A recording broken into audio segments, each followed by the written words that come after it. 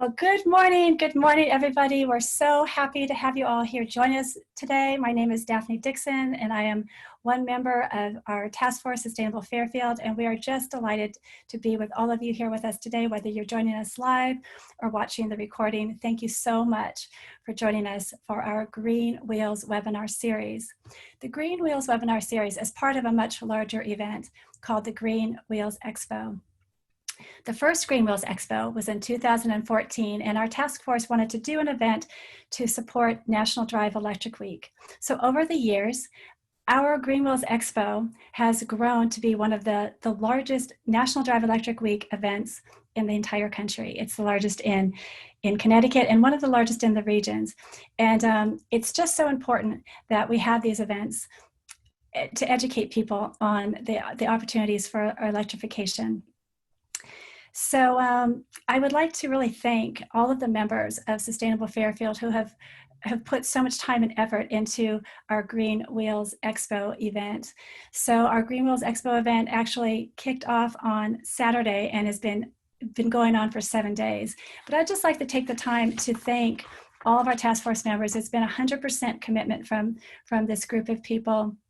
I'd like to thank Ron Blumenfeld, Becky Bunnell, Kirsten Chow, Mary Hogue, Larry Cayley, our Chairman Emeritus, Peter Krause, Rabab Hussein Syed, William Levy, Phil Levith, Jim Marin, Jim Motivali, Sean O'Sullivan, Scott Thompson, our Chairman, and Bob Wall. I want to thank them all. I also want to give a special thank you to Dustin Madre, who is not on our task force, but has been an amazing volunteer and has done our website, and we would not have been able to do Green Wheels Expo without Dustin. I also want to thank our sponsors of the Green Wheels Expo. We could not have done our Green Wheels Expo without our sponsors, Maritime Chevy, William Levy Architects, Techno, the Electric Vehicle Club of Connecticut, Mo Green, Sustain, Pure, Greater New Haven Clean Cities Coalition, Connecticut Southwestern Area Clean Cities Coalition, and Live Green. So this year, we have decided to do a virtual event. So as I was saying, the Green Wheels Expo, it's been a 7-day event. And we kicked off our Green Wheels Expo on Saturday. And task force member Jim Motivali had a tremendous interview with car buff Jay Leno. And if you want to watch that interview, you can go to our website, sustainablefairfield.org, and you can watch the replay of that interview. Also on Saturday, September 26th, we kicked off our EV showcase. So you can go to our website and you can see all the cars that are available for purchase right here in Connecticut. You can see images of the car, the stats, all the information you need to know about cars that are available for purchase in Connecticut. Our task force members did a great job of putting all that information up there, and we want to thank them so much for that.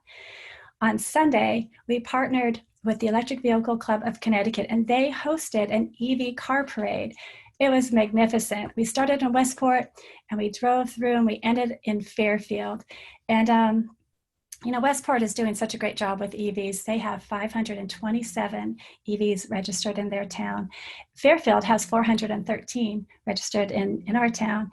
And also, Fairfield is really leading the way with infrastructure, with charging infrastructure. Fairfield has 22 charging locations throughout the town.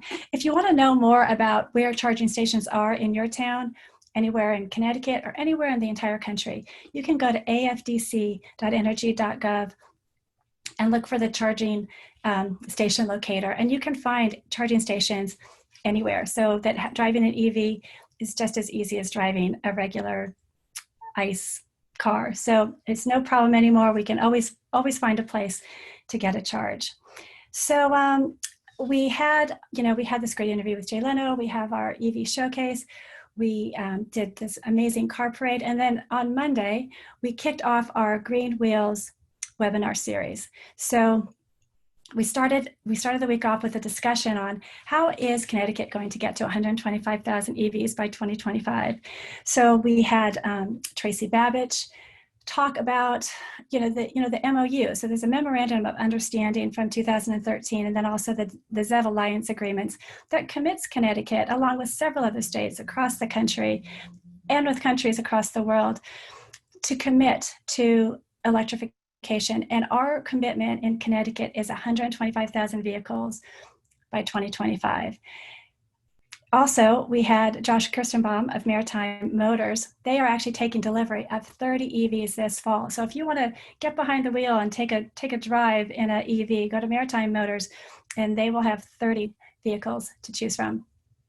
We also had Anthony Chirolis from the Cheaper Board, and he talked about different incentives that are available. Now, there's another MOU that was signed by Governor Lamont on July 14th of this year. That is a commitment with 14 other states and the District of Columbia that commits us to 30% electrification of our medium and heavy duty trucks and buses by 2030. So we thought we should really feature our own Bridgeport.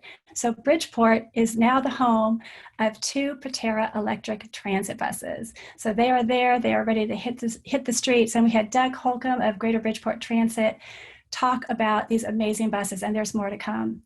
If you want to hear that interview and see that presentation, it's amazing. Please go to sustainablefairfield.org and watch the replay, and you'll just be amazed at everything that's going on there.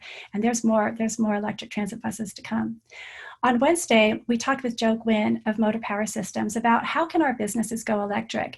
And he gave us some tips on how community leaders can actually help businesses do that. So again, please go to our website and watch that replay and learn how you can get involved with that. On Thursday, we dove into how do we electrify our municipal fleets. And we had the great fortune of having Andrew Berman from Argonne National Labs, and he talked about a fleet analysis tool that really can help municipalities take that next step. And it was just amazing to have him with us. He's a principal environmental scientist for Argonne National Laboratory, and he created this A-Fleet tool, and it's incredible. And you can see his presentation. It's on sustainablefairfield.org. And then now it's today, Friday, and we are focused on electric school buses. Now, as part of that MOU that we talked about a little while ago, Connecticut has about 8,100 school buses across the state. So our goal for Connecticut is 2,431 electric school buses by 2030. That's about 237 a year. So we have a ways to go now. We've got one in Middletown, but we have a ways to go. So we're so excited to be here today to talk about electric school buses. And what makes it so special really is a year ago, we had our Green Wheels Expo, and we worked with Joe Picciano and the wonderful people at White Plains School District and Sergio Alfonso. And we were doing our Green Wheels Expo, and we wanted to have an electric school bus at our event. And one of our task force members, Jim Modavalli, had read an article about White Plains, and he said, well, maybe we should see if those folks would drive their bus over to our Green Wheels Expo. So we called them up, and they couldn't have been nicer. And the range on the bus is 65 miles and the route from White Plains to Fairfield's a little over 30 miles. So we talked with them, and we said, you know what? We have a charger. We have a level 2 charger right on location. So if you drive your bus over, you can charge it up. And while people are getting on the bus and looking at it, you will be able to charge up that bus and you will get home safely. And they said, that sounds great. So they came. We had our decision makers from our town get on the bus. We had decision makers from the region come and get on that bus. And I will tell you, having that bus and having that available for people to experience what electric school bus was like has been a catalyst for Connecticut. It actually prompted the development of a program called the Electric School Bus Toolkit Program. And that program has enlisted over 30 school districts in their interest in electric school buses and has them inquiring, talking with their service providers, and really wanting to go forward with electric school buses. And there's over a dozen school districts now that are actively working with their school bus providers on grant funding. And it really goes back to that a year ago when we had that bus show up. And I can't thank White Plains enough, and Lion Electric for facilitating that, and being such a catalyst for change here in Connecticut. So thank you so much for your leadership. And without further ado, I would love to turn this over to the stars of the show today, and that is the electric school bus. And I'm going to turn it over to Maggie Clancy of Durham School Services to take it away. Thank you, Maggie. Thank you. Yeah, thanks, Daphne. It's such a privilege to be with you and everyone else on this call and watching, hopefully later this afternoon. We're excited to just share our story, really, because I know that for many of you just have questions in terms of how do we even get started? And so what we did was we pulled together all of our really important partners who helped us bring this to life in White Plains. And so what we'll do is we'll kind of go through how we got started from the school district perspective with Sergio, who's the transportation director. We'll talk through our strategic partners from vehicle to grid, Lion, Con Ed from a utility perspective, as well as our operators. And then Sergio will round us out in terms of what our ambitions are for the future. So I'm going to step out and let the experts go to work. Sergio, if you wouldn't mind kicking us off. Thank you. Sure, Maggie, thank you, and I'm happy to. So thank you all for allowing me to be with you all today. If I'm being honest, I believe that I'm just the beneficiary here of this wonderful initiative. Credit to Mr. Baker and his team, who really just approached the school district with this program. And we've hit the ground running.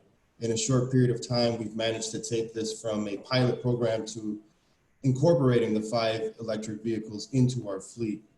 The White Plains School District has always been a progressive school district. One of our elementary schools that was completed in 2009 was actually deemed the greenest school in New York by NYSERDA. So sustainability has always been at the forefront of the school district's forward thinking. And when you add the element of health and well-being for our students, it was really an easy sell for me to the decision makers here in White Plains. And I gave a few nudges and kind of pushed the narrative of why not. So I'm just happy to be a part of such a wonderful program, and it's thumbs up for me, really.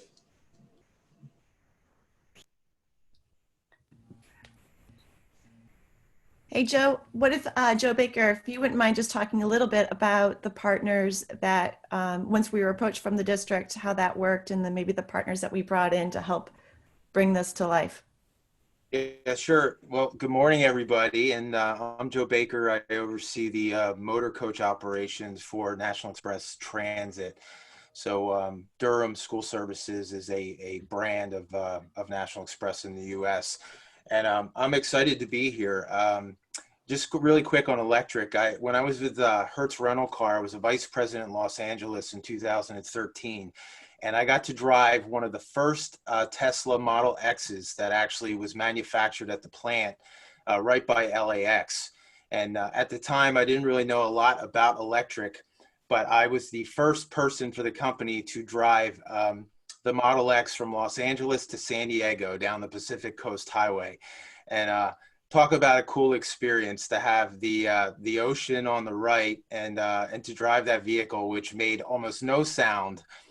For almost 200 miles was pretty cool. So I, since that time, I've become very interested in electric, and clearly, if you look at what's going on today, I think the progression of particularly electric trucks, right, is starting to really reach a tipping point. And obviously, vehicles. I think Tesla came out this morning actually and said that they sold 140,000 vehicles in the third quarter, which was just an astonishing number. So electric is here. And I would tell you, when we started this project with White Plains, actually back in 2017, I'll share a little bit more about how long it took and some of the challenges for that. But, even at that time, there wasn't a lot of information available about electric vehicles, not just cars, but certainly school buses. So, I guess I'll start there is why we really did this project. At the time, National Express was growing significantly in the U.S.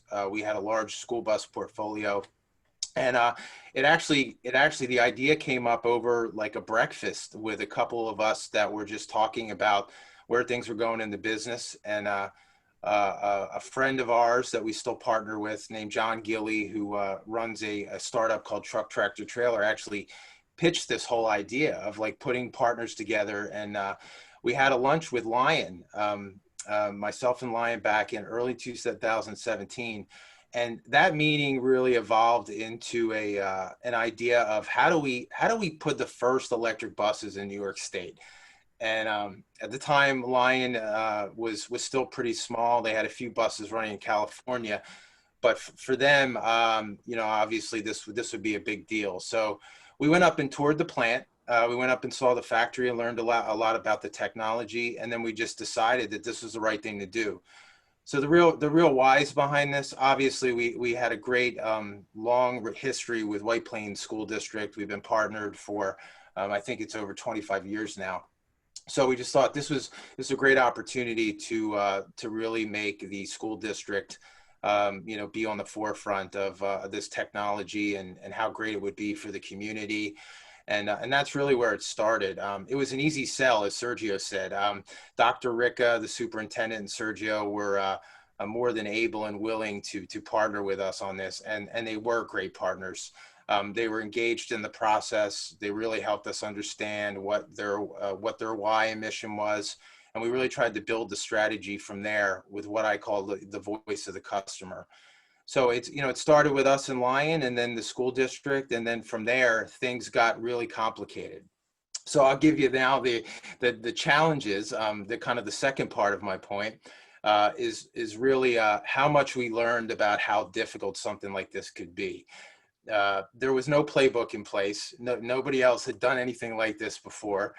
We were targeting 5 buses, and things got really complicated when you start to look at, what are the DOT requirements of the vehicle? There weren't really safety protocols around electric vehicles at the time. So we had to do a lot of research to understand what went into that. Training on the vehicles, right? So this is a new technology we didn't understand anything about. We had to do a lot of research in partnership with Lion to understand what were the key training elements. The performance of a battery, which at the time, was concerning, right? Like, how are we going to charge these things? Are they going to run out of power in the middle of a route? What are the right routes to put them on? So, all of this stuff really had to be worked out. So the point I want to make here is this: it really requires leadership. It really needs an owner if you're going to embark along this journey. Somebody who can own the project management and who can really bring all the stakeholders together. And we did not really have that. I spent it on top of my day job. By the end of this, I was probably spending about half of my time just on this deployment. So I think the message there, and you're going to hear from some of the great stakeholders today, whether it's a power company that you can partner with on vehicle to grid technology, which is a great option. We got funding from that. We talk about grant writing. That's going to be something that will be discussed today. There are grants available. There's money available to do these things, but there's a lot of work and a lot of things that have to be lined up to do that. So I think it's critical that those stakeholders are in place. And then the cost is the other thing I want to mention. These vehicles are still expensive. I think that's still the main barrier to entry on this is the net cost for us was about $50,000 above a diesel bus after all the incentives. So I think that the real message for stakeholders is to really find solutions, is how can we do this in a way that makes it cost neutral? And I think there are ways to do that if you engage with the right stakeholders, and you'll get some of those ideas today. And then the last thing I just wanted to mention is trusted partnerships. I think that's so important. I have extended my network so much broader because of this experience. Some of the team you're going to meet today, we've become lifelong friends. We've helped each other in other areas of the business, and we definitely have some battle scars from this. So I would just encourage you to take good notes today, to listen. And then I also want to extend my help if I can support in any way. Following this, we can get you my contact information. I'm happy to provide some counsel on a call or any other way I can support. So thanks for having us. I look forward to listening. It's very exciting stuff. Thank you, Joe. Appreciate that. I think next we're going to hand it over to Brian Ross at Con Ed to talk from a utility perspective. Sure. Thanks, Maggie. I'm Brian Ross. I manage what we call electric vehicle demonstration projects at Con Edison, and the White Plains project is one of those. We have a growing EV program at the utility, and the purpose, there is kind of twofold. One is supporting transportation electrification efforts by the state and policies by the state. So Daphne mentioned the medium duty and heavy duty zero emission vehicle mandate. New York is part of that, and other 80 by 50 greenhouse gas reduction goals in New York City. So that's really driving the utilities programs around electric vehicles.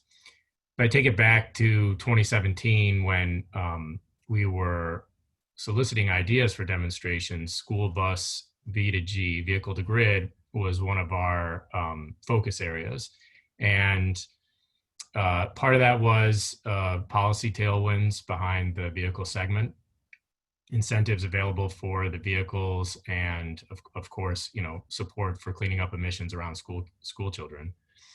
Another part of that is it's a very large vehicle segment in our territory. There's approximately 7,000 school buses in New York City, another 1,000 in Westchester County, New York. So, potential to make a significant impact. Vehicle to grid is an element of the White Plains project, and it was important for the utility, mostly because it represents. We are a summer peaking system, meaning our highest demand comes during the summertime, in the hours when everyone's running air conditioning, basically, and school buses, for the most part, are not running during the summer. So there's this concept of using it using the buses as a shared asset, and being able to enable a new revenue stream for the bus operators to help complement the lower operating costs of the school bus and improve the total cost of ownership. So overall, just make that impact. So, make that kind of twofold impact to encourage electrification. And the other side of that, on the utility side, is with more distributed resources like school bus batteries and other stationary batteries, solar, other distributed resources we support, we're able to effectively lower that peak and be able to avoid kind of other system reinforcements that would, and by doing so, that benefits our entire customer base. Proving out the technology through the demonstration enables, that those assets, school buses, for other programs and other incentives that we might come up with to further encourage, load relief and lower peak demand. So I'll echo what Joe said. I think cost still a big major barrier, and I think the goal here to show that there is a viable revenue stream for the buses. And also echo Joe that, it's been a very important teamwork throughout the life of the project. I actually inherited this project from another project manager, but was working closely with him too, and can say it's taken an effort from the district, from National, Express, Lion, maybe everyone you're going to hear from to work towards success. Thank you, Brian. Appreciate that. Next, we're going to go to Kevin King from Lion. We should be on the ground with actual buses.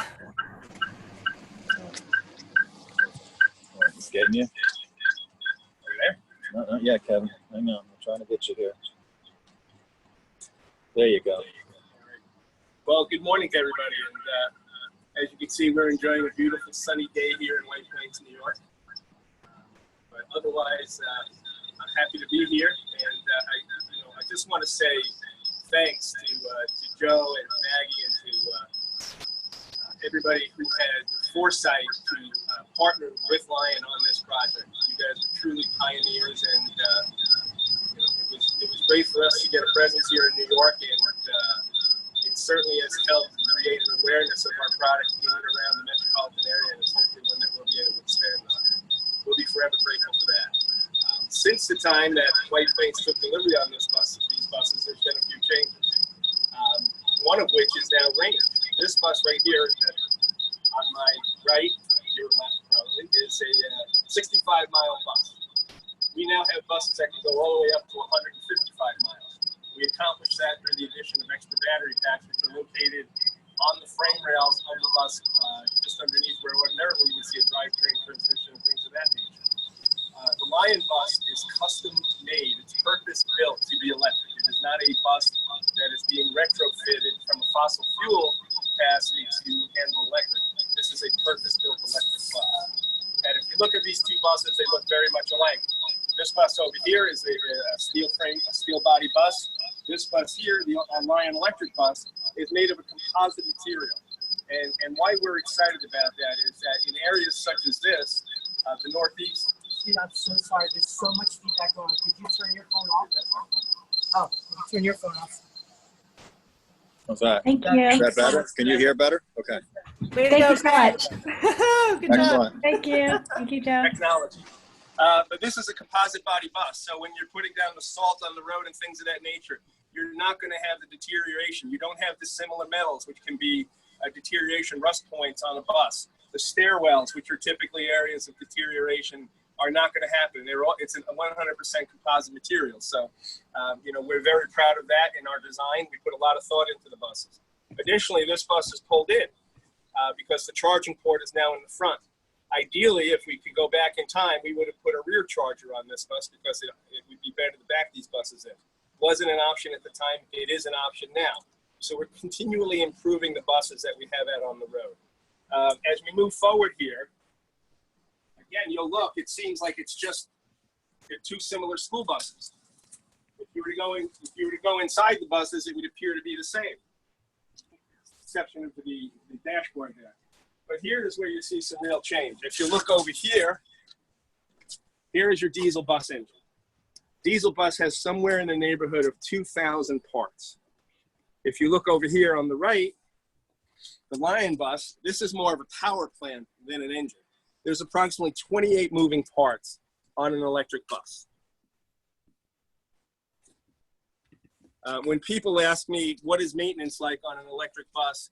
I use the cliche, it's basically windshield wipers, tires, and brakes. And the brakes are a hydraulic brake system. They're the same as what you're using on your fossil fuel bus. One of the elements of this bus as well, though, it has something called regenerative braking. So when you come off of the gas, you don't have to hit the brake, although you will feel a throttling effect like you have hit the brake. But kinetic energy is being fed back into the batteries, enhancing the range on the bus. We call that hypermiling. It's not uncommon for drivers who are very experienced with an electric bus like this, if it's rated for 65 miles, to get 75, 80, or 85 miles out of the bus, contingent upon their ability to drive that bus. So again, we're very proud of our relationship here with White Plains. We're very proud of our product. We now have over 300 buses on the road. We have over 6 million miles driven. In a normal environment, when we're not dealing with the outside challenges we are with schools and everything now, our buses are transporting students to the tune of about 25 to 30,000 miles each week. And every day that's growing. We have a number of buses on order. Lion is not just a school bus company anymore. You may have seen, we recently announced a sale of 10 trucks, medium-duty trucks, to Amazon. So we are expanding everything that we do. We have school bus, we have paratransit shuttle buses, we have light, medium, heavy-duty trucks all the way up to a Class 8 tractor.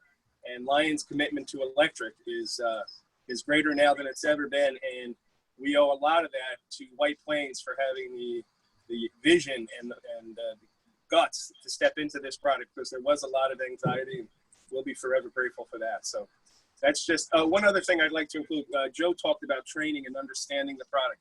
One of the things we've also since introduced, since White Plains took delivery of these buses, is what we call the Lion Academy. We'll provide technical training to the technicians. We'll provide driver training. We'll invite first responders in here because it's important that they identify in the event they ever have to deal with an incident with an electrified bus. And we'll also invite DOT inspectors because, as was alluded to also by Joe, people don't know these buses. It's a new animal to them. So we've learned a lot through the years, and we've tried to incorporate all that knowledge as we go forward. And we think we've done a pretty good job. And life is a lot easier than it used to be. So that's a quick overview on the Lion Electric bus. Thank you, Kevin. That was great. Appreciate it so very much. Next, we're going to go to Nuvi. We're going to talk with Russell Vare about VGG. Hi, good morning, everyone. Thanks for the invitation. And a really big thank to all the project partners on this one for the vehicle to grid application here.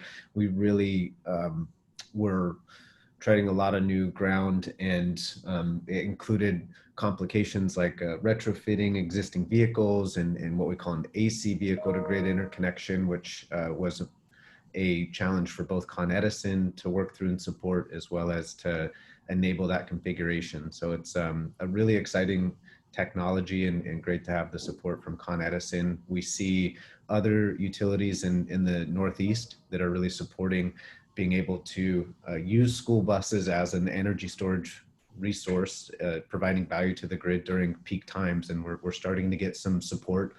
You know, there's 3,000 utilities across the US, so everywhere's a little bit different on how they are approaching distributed energy resources and vehicle to grid, but we are finding a lot of support and making a lot of headway in the technology. Just wanted to say that, you know, not every application needs to be bidirectional. You can also, you know, if you're working with school districts or getting first implementations, it can be relatively simple to just get a level 2 charging station installed and start operating an electric bus. But there are, you know, some revenue streams available from vehicle to grid that can bring in, you know, faster charging, like DC charging, that can help improve the charge times if there's a heavy operating cycle, and then also provide that extra revenue potential with partnerships from the utility. So, you know, I think that the charging solution is really needs to be designed about how the vehicles are being operated. You know, school buses can be fairly simple in terms of they're parked overnight for long hours, so it doesn't necessarily need the same as some of the trucks that Kevin was just mentioning, where you might need more power. But as what we've seen is, as vehicle fleets start increasing from kind of, you know, 1 to 5 buses, as you start going up to 10, 20 buses, you do need more charging infrastructure to support those operations. And so it is important to kind of consider the charging and the operation early in the process. I think that that's kind of, I wanted to just give a quick overview on that, but would be happy to come back if there's Q&A on additional questions. Thank you, Russell. Yeah, and I do want to encourage everyone to use the chat function if they have any specific questions. Certainly, we've got a great group of experts sort of coming together to help answer any questions that you might have. So if you're following along, clearly it takes many smart individuals coming together and persevering and tackling some of the challenges. It's certainly not easy, but it's possible. What I'd like to do now is throw it back out to the field to Britt to talk about how things are working today. So now that we've got all of the right people in the room and we've got a plan in place, if Britt can talk a little bit from an operator's perspective and maybe some feedback from a driver's perspective as well, in terms of what it's like working with electric school buses. Okay, hi everyone. I'm Britt Leota. I'm the general manager at White Plains. Came in here almost 8 months ago and walked in 2 weeks before COVID hit. So unfortunately, everything went right into shutdown. So I didn't get a lot of experience to get to ride the buses, and especially the electric buses. So we're just kind of getting back into things here with school starting up a couple of weeks ago. One of the things I do want to show you, which is really neat, excuse me one second. I want to start the bus for everyone, as you can hear it. And this is what I'm looking at. And that's it. Okay, so the bus is now on, and what you're seeing here on the dash is specifically what Kevin was talking to with about our range on the bus. And you're going to see it's coming up quickly to the 65. The bus is fully charged, ready to go. But this is the noise of the bus. And what's really neat is that when we run this bus and it's coming out of the gate in the mornings, and I'm out there directing traffic because we're in a high traffic area. So we go out there for safety. We direct all the buses out. When this bus is coming down, the only way I know that it's actually coming at me is it actually has a loudspeaker on it that plays an audible sound, because when the bus is traveling at a low speed, it's literally silent.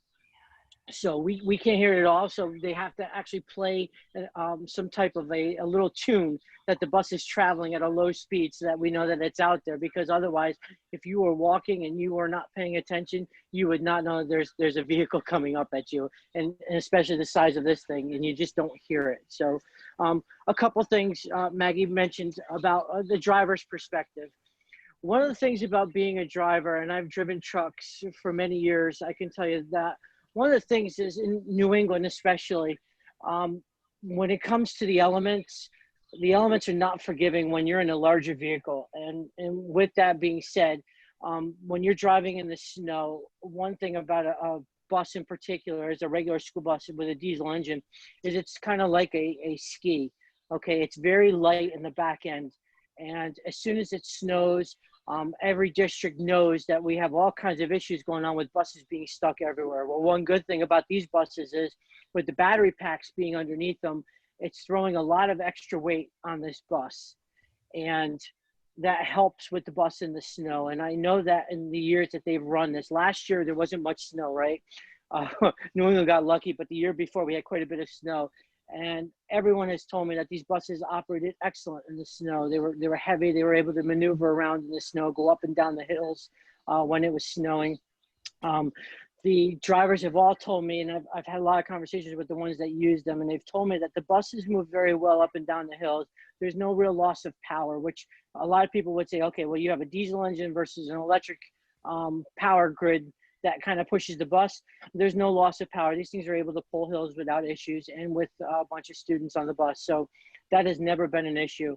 To the point of the 65 miles, most of the school routes are probably 25 to 30 miles, doing 2 or 3 schools. So the 65 has been very adequate, especially in White Plains, to run a route. We've put them on some charters, knowing how far the charter will go, and it has not been an issue. So obviously management of the trip itself is very important for these buses. And being that they're now starting to put out vehicles that have a larger range, that's outstanding. These things run very, very well. So on the driver end, on the operator end, listen, I've been in business for a very long time doing transportation, and I can tell you that this is very exciting to have these types of buses out there that are just so much more energy efficient, so much more it's environmentally safe and environmentally efficient. This is just great news for all of us, and I look forward to getting some more here and running some more, and dealing with the ground side of everything, and operationally being able to do this. So thank you. Thank you, Brett. I appreciate you and everyone else there. I know it's a busy day for you. School is in session, so. And it's raining. It's New England. And so it's raining. Wonderful. Yeah, of course. You've got phones going off, so thank you. I so appreciate you doing this and participating and helping to tell the story of what's going on there. It's certainly not easy, but with people like you and the partners that we have, it's certainly possible. So thank you. Great, to close us out, I want to hand it back over to Sergio to talk a little bit about where we go from here, from a district perspective, feedback he's gotten from the community, as well as any future ambitions when it comes to electric school bus. Thank you, Maggie. So yeah, I think Mr. Baker and the team can tell you that I've been called ambitious in the past. Daphne and a lot of other people that may be on this call have heard me say this before. 5 electric school buses are cool, but an entire fleet is cooler. So that's the ultimate goal, if you were to ask me. But community feedback has been terrific, and that's part of why that goal is so ambitious, because we're in an industry where we always look out for the safety and well-being of our students, and why not do this to focus on the health of our students as well. We're excited. I'm excited to hear now there are vehicles out there that can go up to 150 miles. And that's something that we're going to hopefully expand on. And that's it, unless there are any questions. Awesome. Yes, we certainly want to get a whole fleet, and I appreciate your ambition and your push and your desire, because quite frankly, we need it to come from the communities and the districts as well. We need the push, and that's what's going to force the change and to make it possible. So all the folks that just spoke, and there are many more behind the scenes that kind of make this possible, but certainly most importantly from a district perspective, thank you, Sergio, for being such a good partner to us. Okay, well, Daphne, I think I might turn it over to you if, to answer some questions and then kind of wrap us up from there. That's Sure. good. Well, oh my God, what a great day. And I loved being behind the wheel of an electric school bus. Did everybody just enjoy that? That was terrific. Absolutely amazing. So we did have a question that came into chat. I think Russell is probably going to take it. It has to do with how much power per day can one vehicle feed back into the grid. So Russell, do you want to, I think you took a look at that question and Sure, I can just respond to the group. But yeah, the way that we designed this pilot project was each bus has about 13 kilowatts of charge discharge power. There's a possibility with level 2 charging to take that up to 19 kilowatts charge discharge power per bus. In other projects around the country, we're looking at higher discharge of 60 kilowatts per bus, and then in another pilot project going all the way up to 125 kilowatts per bus. So as vehicle batteries get larger and as you know the technology evolves, more power is available for discharging. Awesome. All right. Thank you. And there was a question in chat about the diesel heater. I think that comes up a lot. So you know, who wants to talk about the heaters? Is there a way of somehow not having diesel heaters in the future, or using them less? Or that seems to be an issue that people always have a little bit concern about. And I don't know if that question goes to Kevin or. Well, Daphne, this is Kevin. Hi, Kevin. Hi. Yeah, the diesel heater is the reason we run the diesel heater, an auxiliary heater, and we are looking at a cleaner energy alternative. The NO2 output on this, the CO2 output on the diesel heater is negligible, but still there is the ultimate goal of being 100% electric. We are working toward that. Diesel heater, though, the electric heater will consume approximately 7 or 8% additional battery per hour of usage, which is why the auxiliary diesel heater is a more practical solution at this point. Some ways people have worked around that is if their required range is, say, 65 miles, they'll look at a 100 to 125 mile bus, and they'll have more than enough power at that point to run electric heat and still meet the requirements of the route in terms of range. Terrific. You know, so you know, the one question that I really have is that, you know, there is this memorandum of understanding that all of these states have signed with this commitment of 30% electrification of our buses and trucks by 2030. And as Sergio said, you know, he'd like to see a whole fleet of electric school buses. You know, you got 5, and you know, there's a lot more to go. And so I guess I'm going to throw it back to Sergio. So you've taken such leadership in this, and you're such a champion for electric school buses.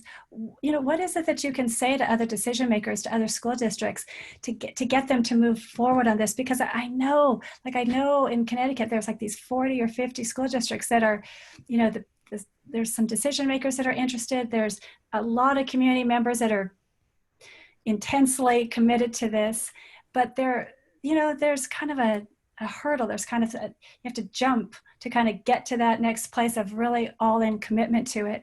And I feel like there's an awful lot of school districts that, you know, they see the electric school buses and they know it's the right thing, but they're just it's hard for them to take that leap of faith.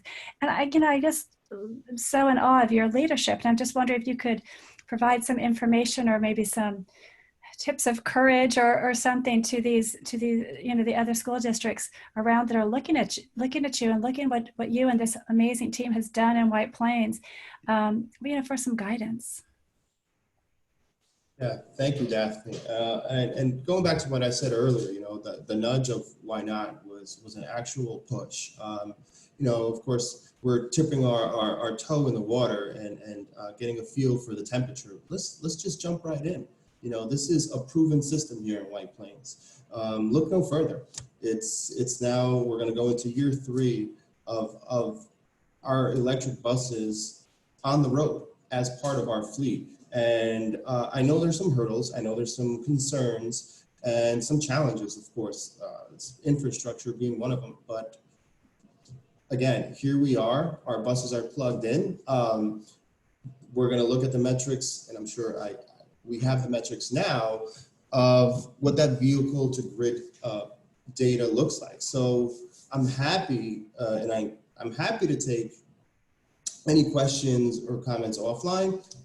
But as far as encouragement is, this is a proven system. And I think this is the future, as Joe Baker said earlier, sustainable energy is here, it's here to stay, it's the future. And I saw the light at the beginning of this, and I'm not going to stop until we get an entire fleet. And I have no qualms of saying that in front of Mr. Baker and his National Express team. But listen, it's where we need to go as a society, and it's time that, you know, we make the change from a diesel engine that we all know what the fumes can do from a health standpoint to a more sustainable transportation, I guess. Awesome. Thank you. Thank you. You know, I'm just so inspired by you, and I really appreciate you sharing all that with us. You know, one of the things that we've noticed in working with a lot of school districts and community members is that when we talk about electric school buses, a lot of times folks will say, well, you know, we don't own our buses. It's, you know, we have a service provider, you know, so it's up to them. And, you know, there's nothing really, a lot of times I think community members or school districts sometimes feel a little bit like they can't really take the lead on it, because at the end of the day, it's the service providers that are going to be applying for the grants and owning and buying the buses, and really doing that. So it's in a lot of ways, you know, we need Sergios, but we also need service providers that are committed to this. And so I'm gonna throw this back over to Maggie. And could you talk a little bit about the role that the Durham is playing in this? You know, service providers don't have to embrace electric school buses. You know, they can see it as a risk. It's maybe disruptive to their business model. But can you talk a little bit about Durham's perspective on this?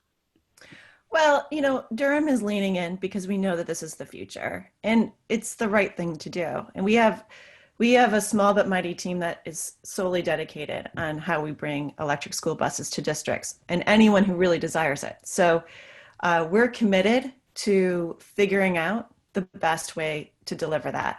And it's probably going to look a little bit different for every district, given the infrastructure needs, given pricing, fleet routes, all of those requirements are really important to kind of weed through in order to come up with the right solution for the district. Mm-hmm. But really what we're hoping that comes out of this is to show that it's possible. And it really just starts with someone raising their hand and saying we're interested. And then from there, we can start the process of really investigating how best to deliver it. You know, we're also committed to figuring out how to get access to grants that are available, but also not create a system that is dependent on grants going forward, because we know that is a solution for now, but it's not going to be a solution for always. And so we're really focused on how do we do this for the long term? How do we, like Sergio said, not just put 5 buses, 12 buses in, but an entire fleet? That is our goal. And our partnerships, our ability to scale will allow us to get there fairly quickly by bringing the right people in at the right times to inform that. So I appreciate you asking that question. You know, we're in the beginning of this, and anyone who has it all, says they have it all figured out, is lying. But we're committed to doing that and working together with our customers in order to deliver it. Terrific. You know, what difference, thank you, Maggie. One difference I see with New York and then the White Plains Project and in Connecticut is in White Plains, Con Ed really came in and was a big partner and you know, helped to move the project forward. In Connecticut, it's you know, it's we don't have the support yet of our utilities in the same way that Con Ed is supporting White Plains. That doesn't mean we still can't get electric school buses and figure out ways to do this. And you know, kind of something Russell said, you know, you don't have to have a V2G project to make electric school buses work. You know, there's a lot of electric school bus programs all over the country, and they don't do a V2G. So I'm not quite sure who wants to sort of take that question. Maybe it's a little bit of everyone. But, you know, how here in Connecticut can we, you know, we can't really take the White Plains project and put it into Connecticut because it's a different set of partners really that we're working with. But how do we think that we can do this in Connecticut in a way, you know, that's scalable? You know, like Sergio said, you know, 5 buses is nice, but fleets are, you know, we need 237 buses by next year to stay on track with our goal of 2,434 buses by, you know, 2030. So how can we start scaling this in Connecticut? How can we get 5 or 10 buses in a school district and then potentially scale that up without V2G? Well, Daphne, if I could, oh, Russell, I think you were going to jump in probably with something much smarter. I was just going to say that, you know, from our experience in helping deploy electric buses with partners, that sometimes there's a lot of stakeholders here that are supportive, and the transportation directors might need to be convinced, and sometimes transportation directors or the operators are wanting to make sure that the longest route or the hardest route could be supported by electric versus trying to find maybe the shorter or easier route to start with. So I think just as a reminder that, you know, electric, you know, there are opportunities today for electric, and there's still a lot more that can be developed both from vehicle to grid and longer ranges, but there's plenty of opportunities today. Thank you. You know, one of the things that the group has really exemplified today is teamwork and partnerships. And you know, there's this program, the Electric School Bus Toolkit program, that went on in spring and summer. And one of the major components of that program was you got to build your team. You know, you got to build your team. You need the community members, you need the leaders, you need the decision makers in the school, you need service providers, you need the bus manufacturers, you need all of these things, you need the utilities. You need all of these things. So, you know, I can just, what you have done here just exemplifies the importance of teamwork. So when this all came about, how long did it take for the team to sort of come together, for everybody to know their roles and to really feel like you were going to, you know, move this forward? How long did that process take? I might throw that to Joe Baker if he's still with us. Okay. Can you hear me? Yep. Yep. Well, as I mentioned earlier in the call, we really started on this in 2017. So began the process from initial conversation to getting a bus signed off on and authorized to run a route took us almost 18 months. Now, as I mentioned in the beginning, there was no playbook. We were really just putting the team together. But, you know, I think that's critical up front, is to identify who the right partners are. And, you know, in the case of Connecticut, if it's not going to be power companies, you need to, I think, what are the right stakeholders that can help you get that done. I think the important thing to point out, I think the funding part of it is so important. I wouldn't kid you to say that is probably the biggest barrier that you're going to run into. So I think there needs to be efforts to lobby for funding, to get the community involved, has been discussed as well. And just keep in mind that private contractors, right, like Durham and National Express, bid for these contracts. So they're competitive bids. And that's why we really need the school districts to champion the solutions here to help us get the funding to be able to do this. Until that changes, it's going to be very difficult. So we want to do it. We just need some help with the funding part.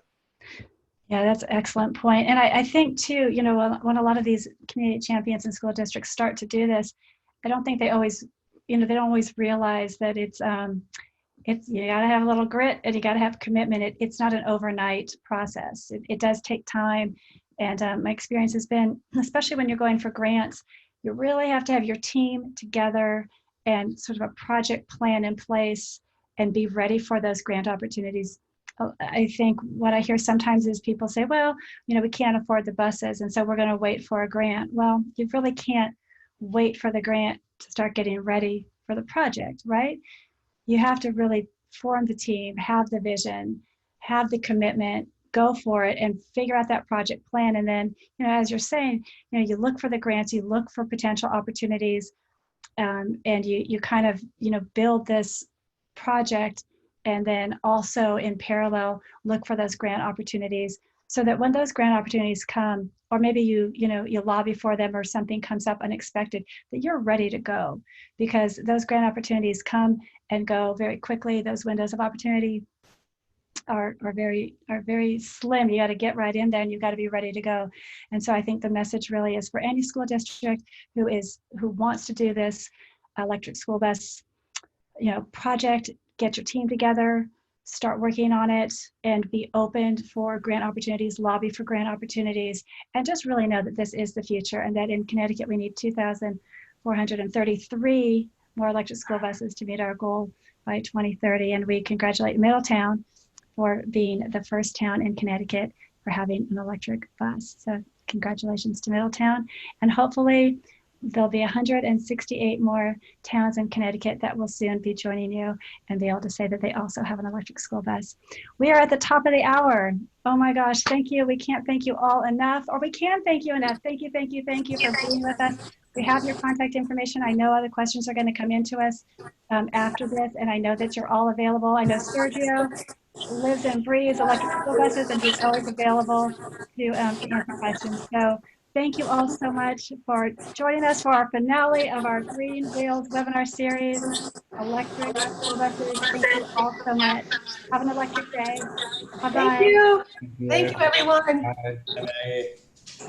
Thank you, Daphne. Thank you. Thanks, Stephanie. Bye-bye.